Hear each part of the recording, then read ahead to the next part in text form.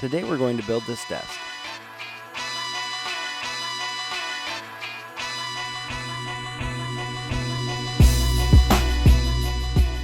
To start, I cut down a few 2x4s to roughly the lengths that I needed.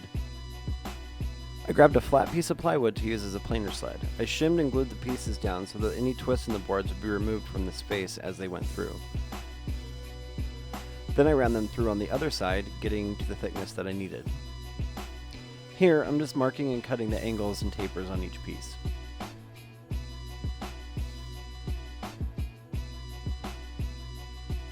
The joints in the legs are all half flaps. Here I'm just using the table saw to remove the material for all of those.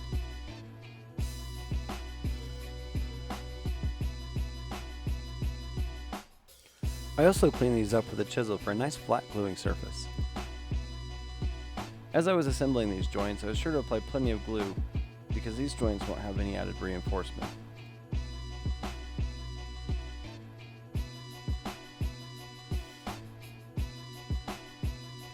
This joint had a gap, so I glued in a shim of the same type of wood.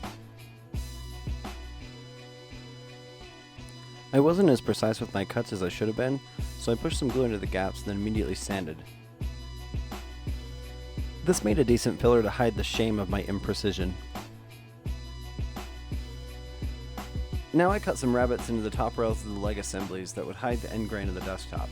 I say would because I got a little bit excited about how awesome that will look, and cut them on the same side of both legs. So it was time for a design change. Decided the only option was to just cut the rest of that material off and have the end grain show. And it ended up okay.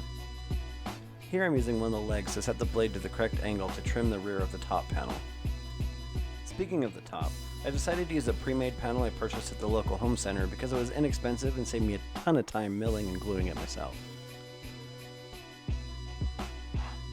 After quick sanding of all the pieces, I glued the legs to the ends of the top.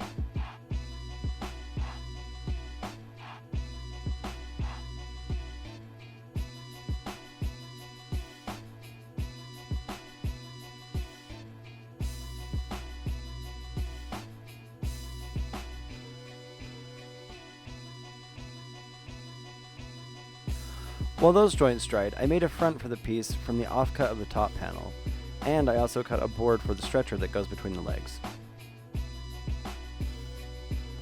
With the top and the legs solidly attached, I prepped the face for the front piece, then glued it on.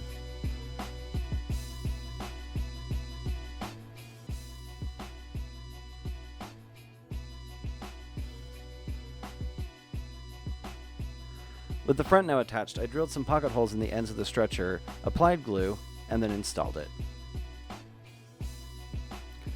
Now that the assembly was complete, I used filler to hide more of my shameful imperfections and gave the entire piece a good sanding up to 220 grit. Now all that's left is stain and finish.